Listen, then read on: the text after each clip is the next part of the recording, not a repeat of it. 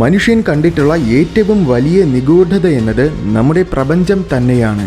നമുക്ക് സങ്കല്പിക്കാൻ പോലും കഴിയാത്ത തരത്തിലുള്ള വിചിത്രമായ പ്രതിഭാസങ്ങളാൽ നിറഞ്ഞതാണ് നമ്മുടെ പ്രപഞ്ചം.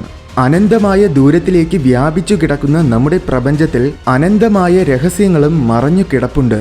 ഈ പ്രപഞ്ച രഹസ്യങ്ങളെ ഓരോന്നായിട്ട് കണ്ടുപിടിക്കാൻ ശാസ്ത്രജ്ഞർ നിരന്തരമായിട്ട് ശ്രമിച്ചുകൊണ്ടിരിക്കുകയാണ്. അതിനാൽ തന്നെ ഓരോ ദിവസവും പ്രപഞ്ചത്തിനെക്കുറിച്ച് നമ്മൾ കൂടുതൽ കാര്യങ്ങൾ മനസ്സിലാക്കുന്നുമുണ്ട്. എന്നാൽ ഓരോ നിഗൂഢതയുടെ മറ നീക്കാൻ ശ്രമിക്കുമ്പോഴും അതിനു പിന്നിൽ ഉത്തരങ്ങൾക്കു പകരം കൂടുതൽ ചോദ്യങ്ങളാണ് പ്രപഞ്ചം നമുക്ക് നൽകുന്നത്. അതുകൊണ്ട് തന്നെ ഇന്നും പല പ്രപഞ്ച പ്രതിഭാസങ്ങളും നമുക്ക് വെറും നിഗൂഢതകൾ മാത്രമാണ്. അത്തരത്തിൽ ശാസ്ത്രലോകത്തിനെ മുഴുവൻ ആശയക്കുഴപ്പത്തിലാക്കുന്ന പ്രപഞ്ചത്തിലെ ഏറ്റവും വലിയ നിഗൂഢതകളായിട്ട് നമ്മൾ നിലവിൽ പരിഗണിക്കുന്ന ചില പ്രപഞ്ച പ്രതിഭാസങ്ങൾ ഏതൊക്കെയാണെന്ന് നമുക്ക് നോക്കാം.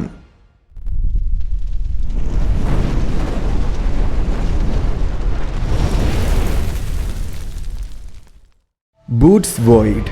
ബഹിരാകാശത്തിലേക്ക് നോക്കുമ്പോൾ നിറയെ ശൂന്യതയാണ് നമുക്ക് കാണാൻ കഴിയുക. ഓരോ നക്ഷത്രങ്ങൾക്കുമിടയിൽ പോലും പല പ്രകാശ വർഷങ്ങളോളം ദൂരമുണ്ട്. ഈ ദൂരത്തിനിടയിൽ ഭൂരിഭാഗവും ശൂന്യത മാത്രമാണ്.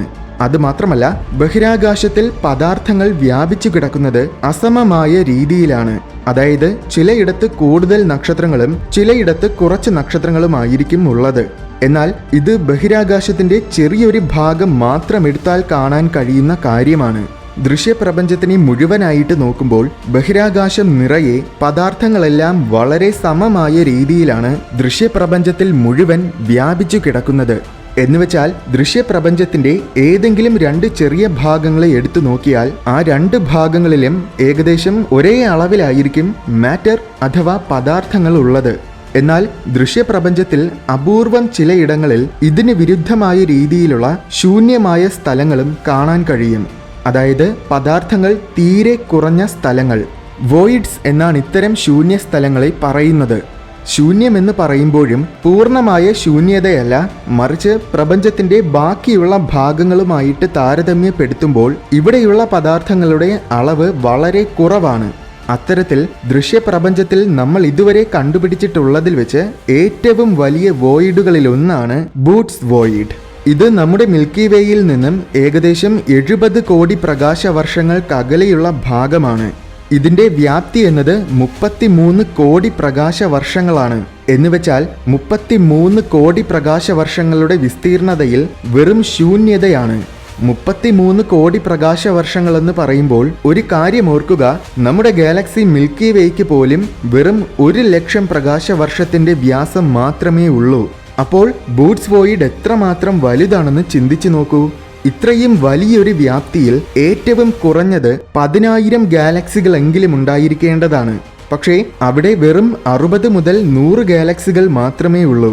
എങ്ങനെയാണ് ബൂട്ട്സ് വോയിഡ് ഉണ്ടായതെന്നോ അല്ലെങ്കിൽ അതിന്റെ കാരണം എന്താണെന്നോ ശാസ്ത്രജ്ഞർക്ക് കണ്ടുപിടിക്കാൻ സാധിച്ചിട്ടില്ല. ഒരുപക്ഷെ ടൈപ്പ് 4 സിവിലൈസേഷൻ തലത്തിൽ വരെ എത്തിയ അത്യധികം പുരോഗമിച്ച ഒരു അന്യഗ്രഹജീവി സമൂഹം ഈ ബൂട്ട്സ് വോയിഡിൽ മുൻപുണ്ടായിരുന്ന ഗാലക്സികളിലെ ഊർജ സ്രോതസ്സുകൾ മുഴുവൻ ഉപയോഗിച്ച് തീർത്തതുകൊണ്ടായിരിക്കും അവിടെ മുഴുവൻ ശൂന്യമായിരിക്കുന്നതെന്നാണ് ചില ഗവേഷകർ കരുതുന്നത്. എന്തായാലും ഇത്തരം വോയിഡുകളെല്ലാം തന്നെ നിലവിൽ നമുക്ക് വെറും നിഗൂഢതകൾ മാത്രമാണ്. Super massive black holes. Black holes എന്ന പ്രതിഭാസം എന്നും നമുക്ക് വലിയൊരു അത്ഭുതമാണ്. വലിയ നക്ഷത്രങ്ങൾ നശിക്കുമ്പോഴാണ് ബ്ലാക്ക് ഹോൾസ് ഉണ്ടാകുന്നതെന്ന് ഇപ്പോൾ നമുക്കറിയാം. പക്ഷേ അത് സാധാരണ ബ്ലാക്ക് ഹോൾസിന്റെ കാര്യമാണ്. നമ്മുടെ ദൃശ്യപ്രപഞ്ചത്തിൽ പല ലക്ഷം കോടി ഗാലക്സികളുണ്ട്. അതായത് നമ്മുടെ മിൽക്കി വേ പോലെയുള്ള നക്ഷത്ര സമൂഹങ്ങൾ. അതിൽ നമ്മൾ ഇതുവരേക്കും നിരീക്ഷിച്ചിട്ടുള്ള ഒട്ടുമിക്ക ഗാലക്സികളിലും അവയുടെ മധ്യഭാഗത്തിൽ ഒരു അതിഭീമൻ സൂപ്പർ മാസീവ് ബ്ലാക്ക് ഹോൾ ഉണ്ടായിരിക്കും. സൂപ്പർ മാസീവ് എന്ന് പറയുമ്പോൾ നമ്മുടെ സൂര്യന്റെ കോടിക്കണക്കിന് മടങ്ങ് മാസുള്ള അത്യധികം ഭയാനകമായ ബ്ലാക്ക് ഹോൾസ്. നമ്മുടെ മിൽക്കി വേ ഗാലക്സിയുടെ മധ്യഭാഗത്തിലും അതുപോലൊരു സൂപ്പർ മാസീവ് ബ്ലാക്ക് ഹോൾ ഉണ്ട്. പക്ഷേ ഈ വലിയ ബ്ലാക്ക് ഹോൾസ് എങ്ങനെയാണ് രൂപം കൊള്ളുന്നതെന്ന് ഇതുവരെ നമുക്ക് വ്യക്തമായിട്ട് മനസ്സിലാക്കാൻ സാധിച്ചിട്ടില്ല. ഇതിന് നിലവിൽ നമ്മൾ പല സിദ്ധാന്തങ്ങളും രൂപപ്പെടുത്തിയിട്ടുണ്ടെങ്കിലും ഇത് വ്യക്തമായ ഉത്തരമില്ലാത്ത വലിയൊരു നിഗൂഢതയാണ്. Mysterious Dyson sphere.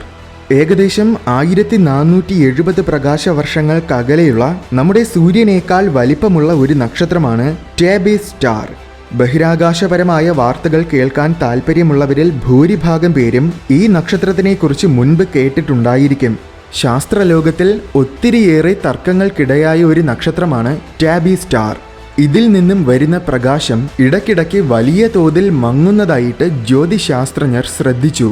അതിൻ്റെ കാരണമെന്താണെന്ന് മനസ്സിലാക്കാൻ അവർ ധാരാളം നിരീക്ഷണങ്ങൾ നടത്തിയെങ്കിലും അതവർക്ക് വ്യക്തമായിട്ട് മനസ്സിലാക്കാൻ പറ്റിയില്ല. ഒരുപക്ഷെ ആസ്ട്രോയിഡ് ബെൽറ്റ് പോലെയുള്ള വലിയൊരു ബെൽറ്റ് ആ നക്ഷത്രത്തിന് ചുറ്റുമുണ്ടായിരിക്കും. നക്ഷത്രത്തിന്റെ പ്രകാശത്തിനെ ഇത് തടയുന്നത് കൊണ്ടായിരിക്കും നക്ഷത്രം മങ്ങുന്നതായിട്ട് നമുക്ക് തോന്നുന്നത്.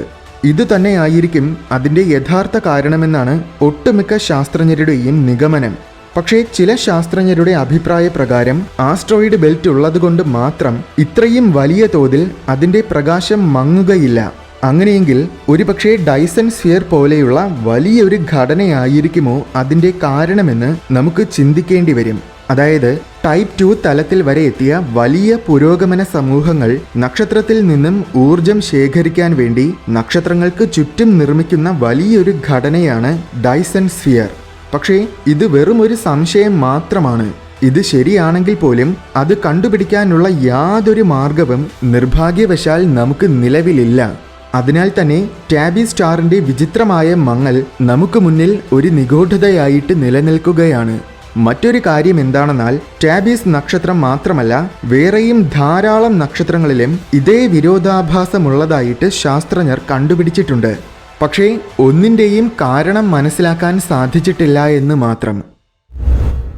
മിസ്സിംഗ് ആൻറ്റിമാറ്റർ. നമുക്കറിയാവുന്ന സാധാരണ കണികകൾക്ക് എന്നുവെച്ചാൽ പ്രോട്ടോൺസ്, ഇലക്ട്രോൺസ്, ന്യൂട്രോൺസ് അങ്ങനെ എല്ലാ കണികകൾക്കും നേരെ വിപരീതമായ കണികകളും ഉണ്ടായിരിക്കും. അതിനെയാണ് നമ്മൾ ആൻറ്റി പാർട്ടിക്കിൾസ് എന്ന് പറയുന്നത്. അതായത് anti protons, anti electrons, anti neutrons അങ്ങനെ. ഒരു പാർട്ടിക്കിളിൻ്റെയും ആൻറ്റി പാർട്ടിക്കിളിൻ്റെയും ഊർജം, വലിപ്പം, മാസ് അങ്ങനെ സ്വഭാവ ഗുണങ്ങളെല്ലാം തന്നെ തുല്യമായിരിക്കും. ഒരേ ഒരു വ്യത്യാസം മാത്രമേ ഉണ്ടായിരിക്കൂ. എന്താണെന്നാൽ അവയുടെ ചാർജ്. എന്തായാലും ഈ ആൻറ്റി പാർട്ടിക്കിൾസിനാൽ നിർമ്മിതമായ മാറ്റർ അഥവാ പദാർത്ഥത്തിനെയാണ് ആൻറ്റി മാറ്റർ എന്ന് പറയുന്നത്. പ്രപഞ്ചത്തിന്റെ തുടക്കത്തിൽ പദാർത്ഥങ്ങളും കണികകളും ഒന്നും ഉണ്ടായിരുന്നില്ല. പകരം അവയെല്ലാം ഊർജത്തിന്റെ രൂപത്തിലായിരുന്നു.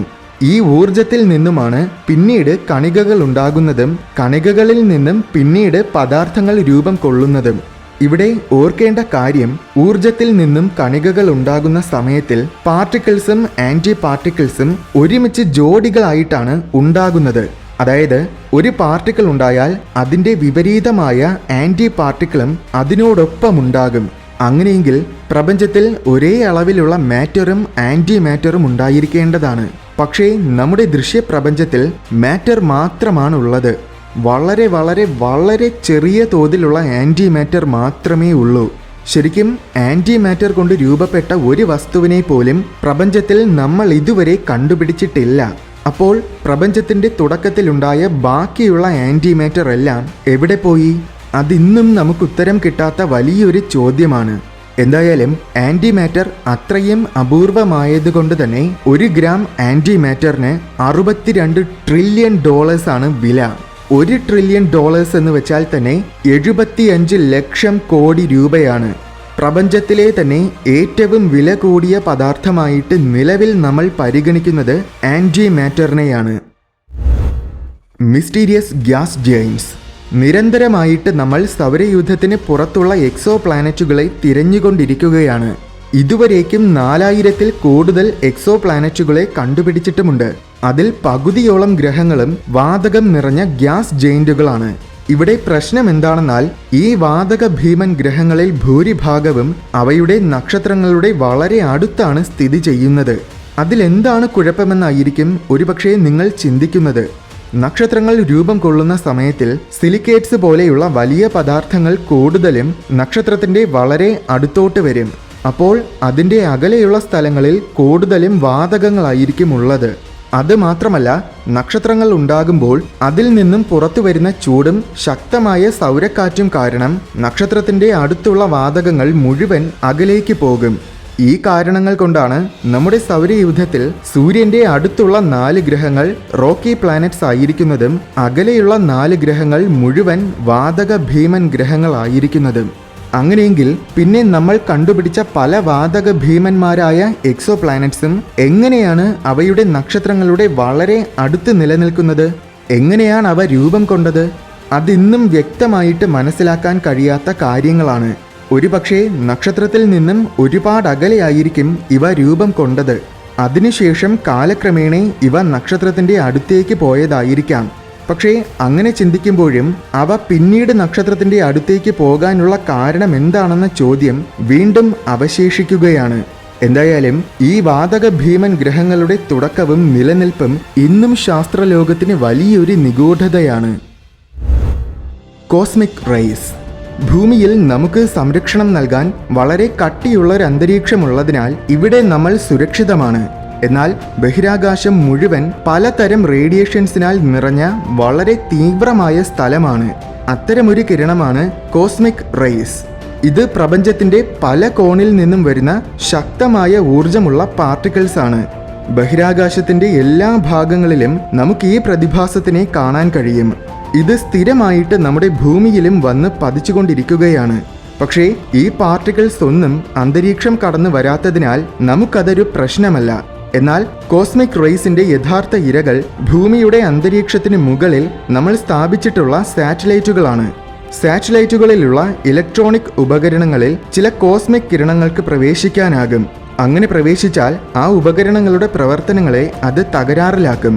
പക്ഷേ അത്തരം സംഭവങ്ങൾ വളരെ അപൂർവമായിട്ട് മാത്രമേ നടക്കാറുള്ളൂ. എന്തായാലും കോസ്മിക് റേസിനെ നിഗൂഢമാക്കുന്നത് അതിൻ്റെ ഉത്ഭവമാണ്. ബഹുഭൂരിപക്ഷം കോസ്മിക് റേസും ഉത്ഭവിക്കുന്നത് സൂപ്പർനോവകൾ പോലെയുള്ള ബഹിരാകാശ വിസ്ഫോടനങ്ങൾ, നക്ഷത്രങ്ങൾ, അങ്ങനെ പല സ്രോതസ്സുകളിൽ നിന്നുമാണ്. എന്നാൽ ചിലപ്പോൾ നമ്മൾ ഡിറ്റക്റ്റ് ചെയ്യുന്ന കോസ്മിക് റേസിന്റെ ഉത്ഭവം എവിടെ നിന്നുമാണെന്ന് മനസ്സിലാക്കാൻ നമുക്ക് സാധിക്കാറില്ല. പ്രപഞ്ചത്തിന്റെ ഏത് കോണിൽ നിന്നുമാണ് ഇത് വരുന്നതെന്നോ ഏത് പ്രതിഭാസത്തിലൂടെയാണ് ഇത് ഉത്ഭവിച്ചതെന്നോ തിരിച്ചറിയാനുമൊക്കെ അത്യധികം പ്രയാസമാണ്. ഒരുപക്ഷെ പ്രപഞ്ചത്തിൽ നമ്മൾ ഇതുവരെ കാണാത്തതും മനസ്സിലാക്കാത്തതുമായ പ്രതിഭാസങ്ങളിൽ നിന്നും വരെ കോസ്മിക് റേസ് വരാനുള്ള സാധ്യതയുണ്ട്. അപ്പോൾ ഇത്തരം കോസ്മിക് റേസിലൂടെ പ്രപഞ്ചത്തിന്റെ ചില രഹസ്യങ്ങൾ നമുക്ക് മനസ്സിലാക്കാൻ പറ്റും. അതുകൊണ്ട് തന്നെയാണ് പല ഗവേഷണ സംഘങ്ങളും നിരന്തരമായിട്ട് കോസ്മിക് കിരണങ്ങളെ നിരീക്ഷിക്കുന്നതും അവയുടെ ഉത്ഭവം എവിടെ നിന്നുമാണെന്ന് കണ്ടുപിടിക്കാൻ ശ്രമിക്കുന്നതും. ഇതിലേത് പ്രതിഭാസമാണ് ഏറ്റവും കൂടുതൽ നിഗൂഢമായിട്ട് നിങ്ങൾക്ക് തോന്നിയത്? ടാബി സ്റ്റാറിന് ചുറ്റും ശരിക്കും അന്യഗ്രഹ ജീവികൾ നിർമ്മിച്ച ഡൈസൺ സ്ഫിയർ ഉണ്ടായിരിക്കുമോ? എന്താണ് നിങ്ങളുടെ അഭിപ്രായം? കമന്റ് ബോക്സിലൂടെ അറിയിക്കൂ.